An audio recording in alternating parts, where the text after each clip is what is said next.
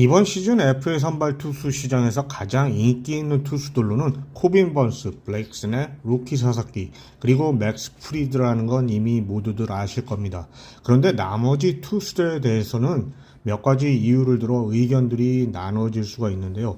여기에는 부상의 이유가 있을 것이고 한때 유망주였다가 성장이 멈춰버린 경우, 그리고 30대로 접어들면서 한물이 간 걸로 평가되어 가치가 떨어진 경우도 있을 것이고요.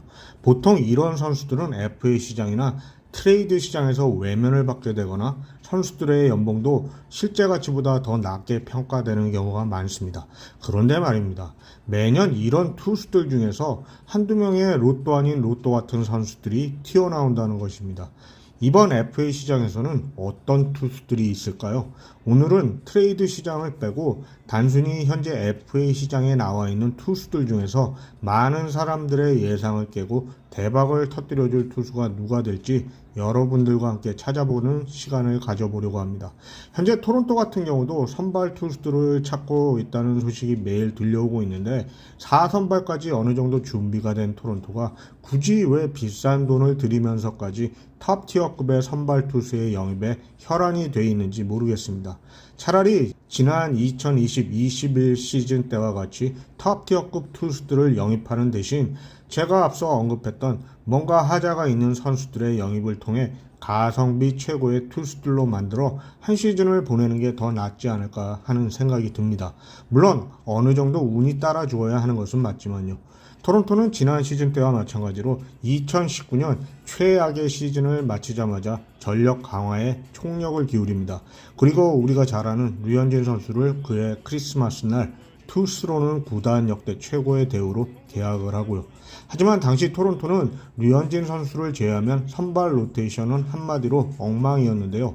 그런 와중에서도 토론토는 코로나로 인한 단축 시즌의 혜택으로 와일드카드 진출에는 성공을 하지만 결국 템파에게 연패하며 팀의 현실을 느낀 채 시즌을 마칩니다. 토론토는 바로 다음에 조지 스프링어와 마커스 세미언을 영입하면서 타선의 강화를 시도하는 것까지는 좋았지만 당시 FA 시장에 나왔던 선발 투수들의 수준이 많이 떨어진다는 판단을 했었는지 애리조나에서 트레이드로 영입했던 로비 레이와 FA 계약을 하는 것 말고는 FA 시장에서는 별다른 영입을 하지 않습니다. 오히려 트레이드를 통해 한때 매체의 유망주였던 스티븐 매츠를 영입하는 걸 끝으로 제대로 정해진 선발 로테이션도 없이 류현진 선수만 데리고 시즌을 시작하게 되는데요. 물론 팬들을 포함한 여론은 노발대발했지만요. 그런데 놀랍게도 2021 시즌 토론토는 자신들도 모르게 최고의 선발진을 구성하게 됩니다. 정리를 하자면 토론토의 2021 시즌 선발 로테이션은 류현진 선수만 제대로 된 절차로 영입을 하고 나머지는 구단이 정말 제대로 스카웃을 잘 했었는지 모르겠지만 대박을 터뜨렸던 것입니다. 1년 800만 달러의 계약을 했던 로비 레이는 그의 사이영상을 수상했고 매체에서 부상에서 시달리던 매츠는 FA 로이드 덕이었는지 모르겠지만 개인 역대 최고의 성적을 올리며 14승을 달성합니다. 직전 시즌 트레이드로 다저스에서 건너왔던 로스 트리플링도 스윙맨 역할을 어느 정도 잘 해주었고요. 신인 돌풍을 일으켰던 마누아도 시즌 초반 로테이션에 합류를 하고 여기에다 시즌 중반에 트레이드를 통해 호세 버리오스까지 영입을 하면서 토론토는 정말 완벽한 선발 로테이션을 완성하게 됩니다. 다만 아쉬웠던 것은 게레로, 세미언, 비시에, 스프링어, 테오스카, 우리엘 주니어 등 최고의 타선을 가지고도 플레이오프 진출에 실패를 한 것은 아직도 아쉬움이 많이 남는 부분입니다. 아무튼 탑티어급의 투수 영입도 좋지만 스카웃만 잘한다면 낮은 연봉의 알찬 투수들 영입으로 팀의 전력을 충분히 발전시킬 수 있다는 것입니다. 자, 그럼 이번 시즌 제2의 로비 레이와 스티븐 매츠 같은 투수가 누구일지 예상을 해보죠. 저는 일단 30대 안팎의 투수들 중 장기 계약을 맺기 힘들어 보이는 투수 4명을 뽑아보았는데요. 30대 안팎 투수들 중에서 뽑은 이유는 1년이나 1+1의 연봉 계약을 하고 나서도 바로 다음 시즌에 장기 계약을 하기에 충분한 나이라고 보기 때문에 그렇게 했습니다. 먼저 부상 때문에 이번 시즌 FA 재수가 유력해 보이는 투수들 중에서는 토미존 수술로 지난 시즌 제대로 활약을 못한 워커 빌러와 셰인 비버를 뽑아봤습니다. 빌러의 경우는 2022년에 토미존 수술을 받고 지난 5월에 거의 2년 만에 복귀를 했는데요. 사실 수술 후의 복귀를 감안한다면 이해가 가는 부분이지만 정규 시즌 성적은 상당히 부진했습니다.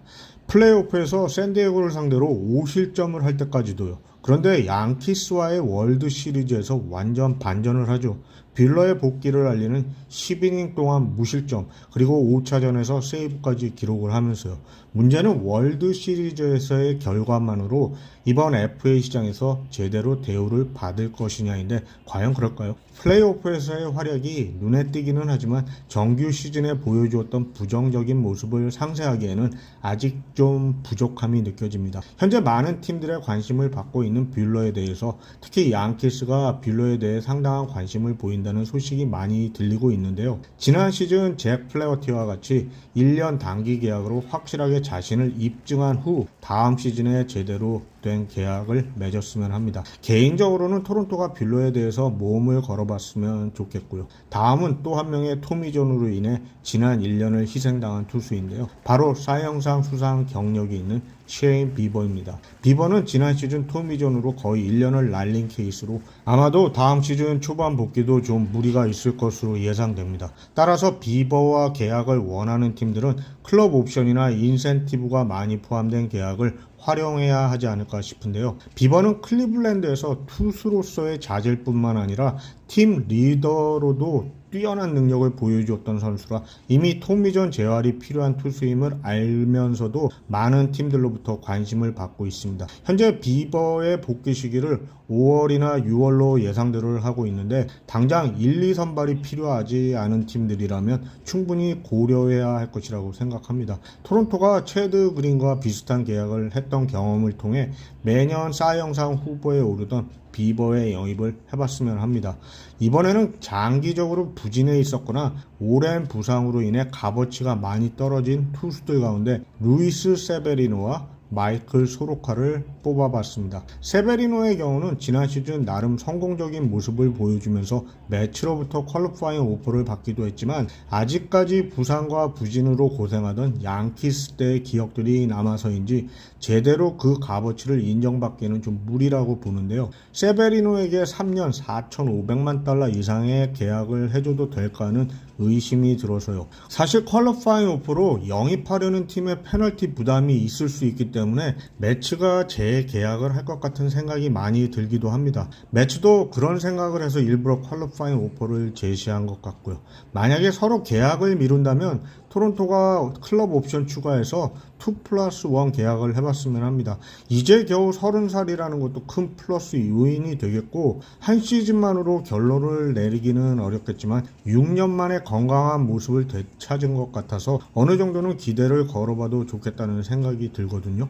양키스 때와 같이 강속구로 타자들을 압도하는 모습은 줄었지만 지난 시즌같이 꾸준하게 31번의 선발 등판을 하는 모습을 보여준다면 말이죠. 삼진 비율은 낮아졌지만 평균 3점 중반대의 ERA 기록도 유지하고요. 물론 본인은 3년 이상의 계약을 원하겠지만 팀의 4선발로 2년 정도 계약을 할 수만 있다면 당장 데려오고 싶습니다.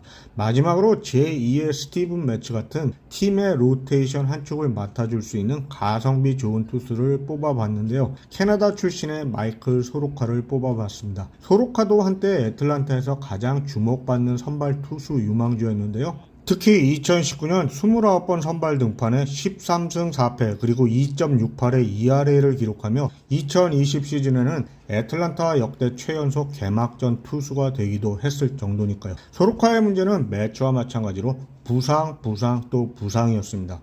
2020년부터 23년까지 각종 부상으로 46이닝밖에 등판을 못하고 결국 시카고 와이삭스로 트레이드가 되어버렸는데요. 시카고에서도 2선발로 시작을 했다가 성적이 부진하면서 불펜으로 강등까지 당한 데다 또 어깨 부상으로 7월 이후 경기에 빠지며 소로카의 야구 인생이 여기서 끝나는 것 같아 보였습니다. 그런데 자세히 들여다보면 불펜으로 옮긴 후 소로카의 기록이 나쁘지 않았다는 것입니다. 소로카의 선발과 구원투수로 등판했을 때의 기록이 엄청 차이가 나는 걸 보실 텐데요. 특히 삼진 비율은 거의 3배 차이가 나죠. 삼진 비율만 가지고는 메이저리그 탑 메이슨 밀러 다음이고요. 소로카는 어깨 부상으로 9월에 복귀를 하는데 시즌 마지막 3경기에서는 26타자들을 상대로 13개의 삼진을 잡습니다. 소로카의 이런 모습을 놓고 불펜으로 옮긴 후 싱커 투수에서 패스트볼과 슬라이더 위주의 구질 변화를 준 게 이유가 아닌가 하는 분석이 나오기도 합니다.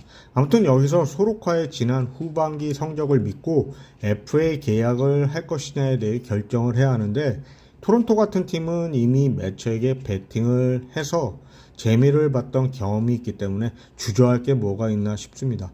그리고 121패를 한 팀에서 선수 개인의 기록이 객관적으로 평가를 받아야 하는지도 모르겠고요. 저라면 로마노에게 주지 않은 돈보다 더 적은 액수로 영입을 해보겠습니다. 마지막으로 지금까지 너무 조용했던 FA 시장에 드디어 대형 계약이 하나 터졌는데요. LA 엔젤스가 기쿠치 유세이와 3년 6,300만 달러의 계약을 했다는 소식입니다. 이번 오프시즌 에인절스가 가장 활발하게 선수 영입을 하고 있네요. 기쿠치의 평균 연봉 2,100만 달러가 톱티어급을 제외한 2티어급 투수들의 기준이 될 것 같고요. 월요일 아침부터 현지 기자들도 바쁘게 움직이는 걸로 봐서 곧 많은 소식들이 올라올 것 같습니다.